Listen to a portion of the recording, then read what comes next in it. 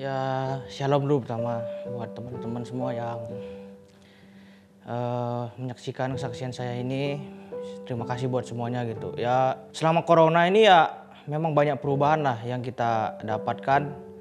Dikarenakan kita biasanya berkumpul dengan teman-teman dan sebagainya. Sekarang kita disuruh tuntut awalnya untuk fokus sama diri sendiri dulu untuk kesehatan kita gitu. Ya banyak hal yang mungkin Tuhan sampaikan, kasih kesaksian buat saya pribadi gitu kan, tentang mungkin ya awalnya semua sudah terset plan dengan baik, orang tua aturannya bawa tamu dan sebagainya, mama kerja, tiba-tiba semuanya nggak ada yang kerja. Dan ya Tuhan kasih rencana yang terbaik buat keluarga kita gitu. Ya saya dapat pekerjaan gitu kan di masa susah seperti ini, dapat pekerjaan. Dan ya memang ya semua rencana Tuhan tuh indah pada waktunya lah. Kita nggak bakal kepikirkan apa yang kita pikirkan gitulah. Pokoknya kadang-kadang ya kita nikmatin aja. Memang proses kan nggak ada yang harus yang bagus-bagus aja. Yang jelek pun bisa jadi proses yang baik gitu buat kita belajar. Ya selama pandemi ya berawal dari lulus kuliah dan sekarang kerja juga memang perlu perjuangan lah, dikasih tanggung jawab yang lebih sama teman gitu kan untuk mengelola suatu tempat toko yang itu juga di luar dugaan. Maksudnya kayak Tuhan ngepercayain ini, pasti aku punya kepikiran bahwa apa yang mungkin aku udah tabur dulu ya, mungkin ya menuainya mungkin merasakannya sekarang gitu, yang Tuhan sudah sediakan sekarang. Dari perencanaan aku juga nggak bingung sebenarnya mau kerja di mana. Sempatnya mau disuruh ke Jakarta, tapi aku memang nggak kepingin ke Jakarta gitu sebenarnya kan, pengen di Bali aja. Tapi Tuhan jawab doaku gitu. Tapi aku nggak tahu kok tiba-tiba bisa dipercayakan sebesar ini gitu.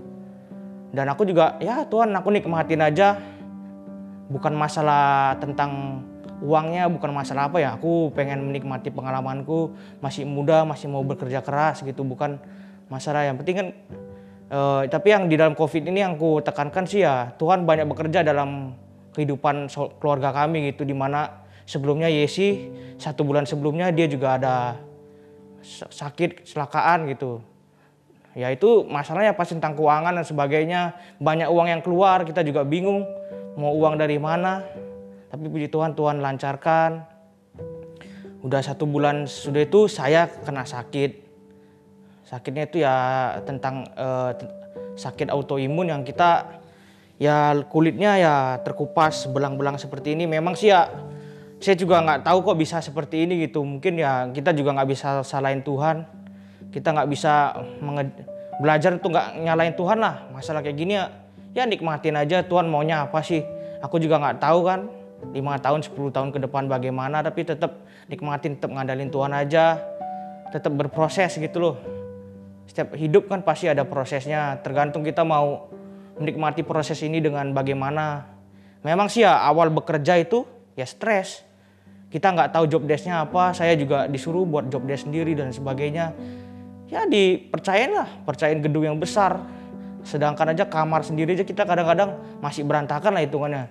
Malah dikasih gedung yang besar gitu, suruh bersih-bersih. Pokoknya disuruh semua tanggung jawab. Semuanya saya yang tanggung jawab gitu.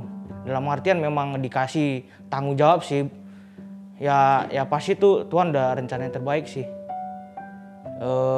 Itu aja. Sebelum pandemi sebetulnya aku sudah tidak bekerja lagi. Artinya anak-anak tidak ada yang tinggal di rumah lagi, di rumah damai. Kemudian berlangsung bulan Maret, April, ketahuan deh kalau pandemi itu semakin meluas dan dampaknya itu buat kita ada. Kayaknya zaman itu nggak ada orang membeli kursi, nggak ada orang membeli meja, lebih sering orang membeli makanan. Dan kita lihat ya orang-orang di sekeliling kita, domba-domba kita, semuanya merasa kekurangan. Nah kita di situ Tuhan bilang, apa yang ada di depanmu, orang yang datang kepadamu harus engkau tolong. Jadi dari situ kita sepakat. Jadi hampir tiap hari itu keliling, entah beli makanannya mereka atau kita mengantar sesuatu untuk mereka.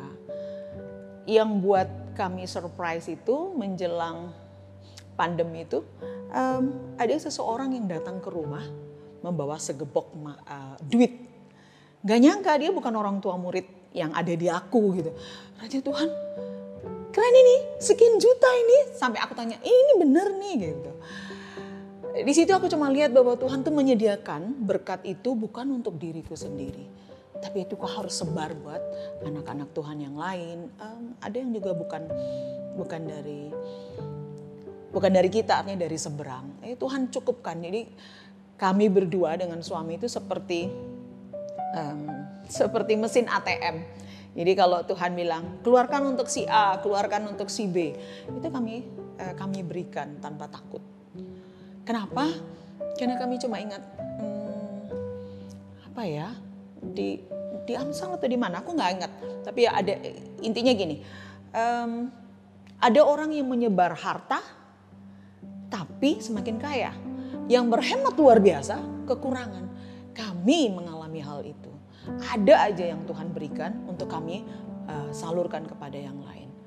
Itu sih rasanya yang buat kami surprise banget ikut Tuhan. Akademi Corona kami lewati, revival dari Corona ini menjadi bagian kami anak-anak Tuhan. Itu sih. Saya bekerja di Glowing Star, tempat penitipan anak. Di sini saya mau memberikan kesaksian bagaimana Tuhan bekerja di dalam kehidupan di masa tengah pandemi ini, yang tadinya banyak anak yang datang ke tempat kami untuk dititipkan, tapi semenjak masuk di bulan April sudah tidak ada anak-anak lagi dititipkan di tempat kami, karena rata-rata orang tua mereka bekerja di sektor pariwisata. Dan kami merasa saat itu kami merasa down dan merasa kami mau berbuat apa saat ini, yang dan bisa yang kami lakukan saat ini. Tapi ya itu puji Tuhan, dan Tuhan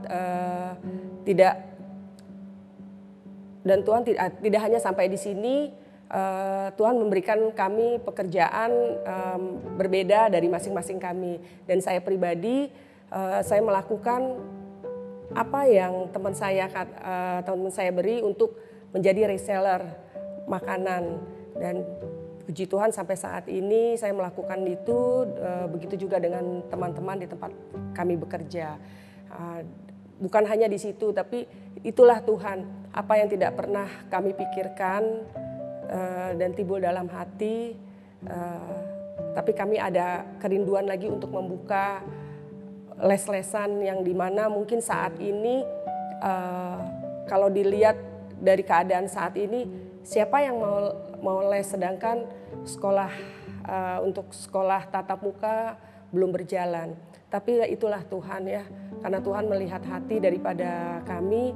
Ternyata ya Tuhan kirimkan 1-2 anak kepada kami untuk datang dan belajar di tempat di mana kami bekerja. Dan kami percaya karena itu semua karena dari Tuhan, dan apa yang kami lakukan itu yang semuanya yang terbaik buat kami semua. Oke, selama pandemi ini banyak banget ya perubahan. Yang awalnya mungkin kita ngerasa biasa-biasa aja mungkin di awal, karena kita mikir pasti pandeminya bakal berlalu cepat gitu, mungkin sebulan atau 2 bulan udah selesai gitu. Tapi kenyataannya sampai detik ini corona itu masih ada. Jadi selama pandemi ini dari awal sampai akhir ini banyak perubahan-perubahan yang kita alami, utamanya dalam pendidikan. Aku sendiri kan masih kuliah, jadi kuliahnya online. Mungkin bagi 1-2 orang itu hal yang biasa, hal yang lumrah dengan kuliah online. Tapi mungkin dari beberapa orang dan termasuk aku sendiri, itu aku ngerasa kayak wah kaget loh dengan adanya kuliah online ini, karena belum terbiasa sebelumnya. Awalnya kaget lah, mungkin males juga mempelajari dengan kuliah online ini. Takutnya kan masih ada kemungkinan susah dimengerti atau apa dan segala macamnya. Tapi sejalannya waktu, kayak Tuhan tuh ngasih percepatan gitu loh Kak.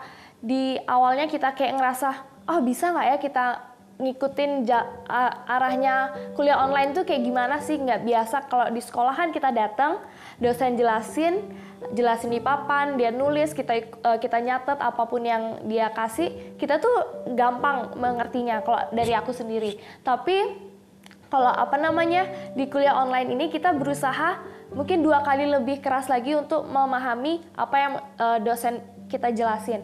Di situ kayak Tuhan ngasih percepatan gimana kita bisa menyesuaikan dalam kuliah online itu. Itu puji Tuhannya yang aku dapetin dari kuliah online ini gara-gara pandemi selama ini kan. Itu abis itu selama pandemi ini juga Tuhan banyak ngomong tentang iman dan pengharapan. Kenapa aku bilang iman dan pengharapan? Karena jujur aja selama pandemi ini kita nggak bisa pakai kekuatan kita sendiri untuk ngadepin masalah yang nggak kecil, ini masalah yang besar. Tetapi Tuhan tuh kayak selalu ngingetin aku dalam mimpi, dalam setiap tingkah laku, apa tuh pasti Tuhan iman dan pengharapan. Karena kalau misalnya kita berusaha tapi kita pakai kekuatan kita sendiri nggak mungkin bisa. Di pandemi ini banyak banget kayak masalah dalam keuangan, di keluarga dan segala macam, pasti ada, setiap orang pasti ngadepin hal yang sama aku rasain. Dan itu buat aku kayak, kamu berharapnya tuh jangan sama manusia, tapi berharap tuh sama Tuhan. Iman dan pengharapan, kalau kita nggak punya iman dan pengharapan, ya kita nggak perlu ikut Tuhan dong. Jadi kalau kita sepakat, kita punya Tuhan yang besar, kamu punya iman, ya kamu harus bangkitin itu, dan kamu berharapnya sama Tuhan aja. Jadi pasti Tuhan ngasih jalan yang terbaik untuk kita. Karena Tuhan juga nggak janji sama kita hidup kita bakal mulus-mulus aja. Tetapi Tuhan berjanji sama kita untuk selalu ada untuk kita. Itu aja. Ya. Oke, terima kasih. Salam. Jadi di pandemi 2020 ini kami sekeluarga mengalami goncangan yang luar biasa. Jujur kami memiliki usaha hutang piutang di bidang suplai alat tulis kantor untuk hotel dan sekolah. Dan omset kami puji Tuhan sebetulnya sudah ratusan juta, hampir tembus di 1M. Tetapi ketika kondisi pandemi ini cash flow kami langsung stagnan. Jadi hutang tertahan di konsumen itu di atas 0,5 M, dan kita juga punya hutang ke supplier yang wajib kami lunasi juga di atas itu juga. Dan itu membuat kami tentunya sangat-sangat tergoncang. Tidak mudah memang, tetapi kami sekeluarga membulatkan hati untuk berdoa, bersatu, istri dan anak-anak, kita serahkan semua persoalan kami kepada Tuhan. Secara manusia kami takut, kami cemas, kami khawatir, tetapi kami mengingat kembali perjalanan kami selama di Bali bahwa Tuhan itu tidak pernah terlambat dalam menolong kami. Dan di situasi yang paling sulit yang kami alami selama di Bali, kami punya keyakinan yang sama, kami punya keteguhan hati yang sama. Tuhan yang sama juga yang akan memampukan kami melewati situasi yang tidak mudah ini. Dan tetapi kami juga mengalami satu hal yang indah, bahkan di situasi pandemi ini sesuai dengan tema pastor senior kita Bapak Timotius Arifin bahwa ini adalah Akademi Corona. Di akademi ini kami juga melahirkan usaha yang tidak pernah kami bayangkan sebelumnya. Kami sudah melahirkan usaha dan sampai dengan saat ini kami boleh melihat mujizat demi mujizat, pertolongan demi pertolongan kami alami. Yang sebelumnya saya suka kredit, saya suka ngutang dan lain sebagainya. Tetapi puji Tuhan di pandemi ini kami boleh mengalami mujizat. Usaha kami ini, aset-aset yang kami bangun, usaha-usaha yang kami buka, kami bisa dengan uang cash. Dan itu di luar dugaan kami. Jadi kami tetap percaya bahwa berkat Tuhan itu bukan hanya melalui pekerjaan yang kami kerjakan. Kami selama ini membatasi bahwa berkat Tuhan itu melalui apa yang kami kerjakan. Tetapi ternyata berkat Tuhan itu bisa melalui banyak hal. Apa yang tidak pernah kami pikirkan, apa yang tidak pernah kami renungkan, itu Tuhan sediakan bagi kami dan indah pada waktunya. Shalom, nama saya Ibu Suyas. Saya sebelum COVID adalah seorang manajer di salah satu hotel bintang 5 di Nusa Dua. Karena COVID, jadi saya kena PHK. Puji Tuhan, selama masa pandemi ini, dulu awalnya saya berkecimpung di dalam dunia perhotelan selama 14 tahun. Karena adanya COVID, saya harus memulai bisnis baru, yaitu saya membuka usaha bisnis jual sembako, sayur, dan ikan segar secara online. Puji Tuhan, apa yang tak pernah saya pikirkan, tak pernah saya timbul dalam hati saya, pertolongan Tuhan yang begitu luar biasa. Setiap hari Tuhan kirimkan pelanggan, pembeli, customer yang baru yang sangat luar biasa. Dari keuntungan yang saya peroleh dalam penjualan sembako saya ini, saya bisa memberkati orang di sekitar saya dan keluarga saya pribadi. Saya mengucap syukur atas pemeliharaan Tuhan sepanjang 8 bulan ini sudah COVID berlalu. Saya mengucap syukur penyertaan Tuhan tidak pernah berhenti dalam kehidupan saya dan keluarga saya. Yang ingin saya saksikan betapa dahsyatnya Tuhan dalam kehidupan saya adalah ketika orang-orang mengalami penurunan omset, tapi ketika saya memulai omset penjualan bisnis online saya, puji Tuhan, saya banyak memberkati tetangga-tetangga saya bisa memberikan dia sembako gratis, saya bisa memberkati keluarga dari suami saya, bahkan saya mampu memberikan pinjaman modal buat teman saya yang akan memulai bisnis online-nya. Dari situ saya berkata, Tuhan, Engkau sungguh luar biasa. Apa yang tak pernah saya pikirkan itu yang Tuhan kerjakan buat saya. Dan ketika musim COVID ini saya pulang ke Singaraja, saya bertemu dengan orang tua saya.